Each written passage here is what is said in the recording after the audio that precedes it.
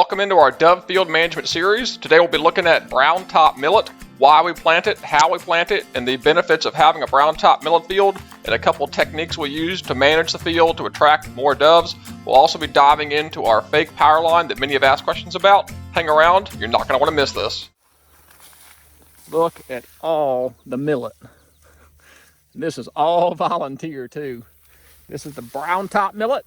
We like Browntop Millet because it matures out pretty quick.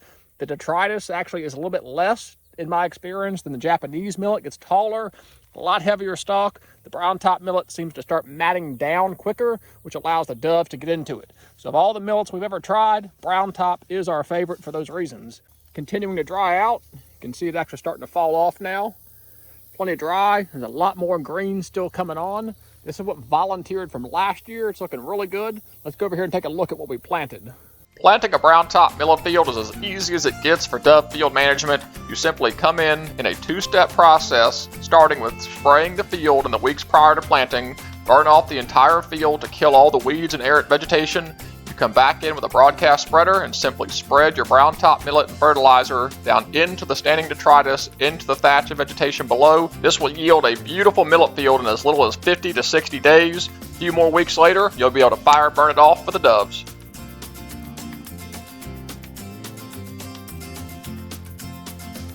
This is the Browntop Millet we planted.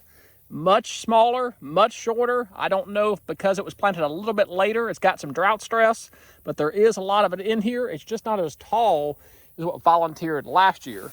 And we've got some foxtail volunteering in here, and then some barnyard grass as well. So it's a plethora of millets out here. Now look down in here, there is grass in here. So that'll be something we have to contend and deal with later. When we're going to burn this field off, that green grass will make it more difficult. I may come in here and spray out that grass if it's too bad. That'll allow us to burn the field a lot easier. A lot of green grass in here will make it difficult to burn. I get asked a good few times, why do you all burn the field? What does that do for the field? The number one reason we burn is to clean up that ground beneath all this millet so the doves can access the seed. If you look down in here, if the seed falls down in here, a dove is not going to be able to readily be able to get down in here and get it. It's not accessible to them. The seed has to be accessible to the dove. It's not just enough to have seed out here. Will it mat down in areas and the dove be able to get to it in some areas? Yes, absolutely. But the best way to clean up this ground, to expose bare soil with seed sitting on it, is to fire burn it. The fire does not burn a mature seed. Once that seed hardens, the fire passes right over it. It chars it a little bit, moves right on past it, does not burn the seed. It just leaves bare, crispy ground with seeds sitting on it, readily available for the doves. I like to burn my fields a couple weeks before the opener. That gives time for the doves to find the seed, get on it, and kind of accumulate and amass in numbers. I don't want to burn it off too quick because it actually can cause a resprouting of the seed and we'll end up with a green carpet in here rather than fresh seed on the ground. So about the second week of August, I'll look to burn in here and hope it'll be dry enough. If it's not dry enough, that's where I can use some herbicide to help speed up that process. This planted Browntop over here is really starting to yellow out. This is the third weekend in July, so 3 more weeks is when I would shoot to burn this, and I think we're going to be on pace here. I'm already starting to see some yellowing, some browning, and we've definitely got seed maturity here, so I think we're going to be right on schedule to be able to burn this. So another reason we like to burn our millet field is the ability for the hunter to find the bird. It can fall on this grass right here and be hard to find. It's amazing how well they can come down in here and hide in these little nooks and crannies, and you're standing right on top of a bird and can't find it. So by burning that off, the ground is clean and clear. Doves can get to the seed, but the hunter can find their doves. You certainly don't have to fire burn to have a successful millet field. You can come in the weeks prior and bush hog, mow, and lightly disc your millet field to have just as equal success. Sometimes the detritus is just a little heavier where the birds might have a little bit of difficulty accessing the seed, but a disc or mowed field can be just as successful. Pulling in here, there were doves sitting on the power line. Brings me to my next question I get very often. People say, is that a fake power line? And the answer is yes, it's a fake power line. We learned quickly in this field that doves like to sit on the perimeter and sit in the trees on the perimeter, which can make it really difficult for hunting because sometimes you're having to shoot into the trees or they're passing over into the trees and you actually lose birds in the woods.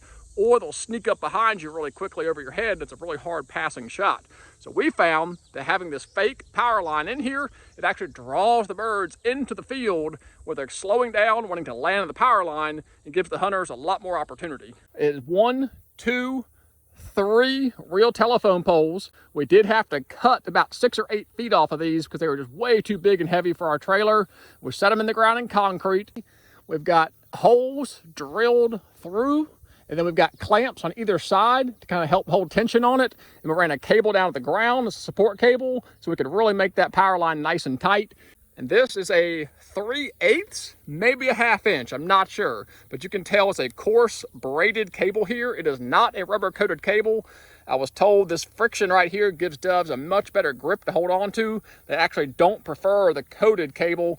I can't say that for sure. I've never asked them. It's nothing to come out here the week before or so dove season and there'll be 20 doves sitting on this power line sagging it. This is our brown top millet field. We discussed why we like brown top millet, why we burn it. We also discussed our fake power line here and the benefits of it. As always, I really appreciate you guys watching. If you're new to the channel, welcome. If you've not subscribed yet, go ahead and hit the button. We just hit the 4K mark, which is awesome. So thank you to each and every one of you. But until the next time, I really appreciate you guys watching. God bless. Take care.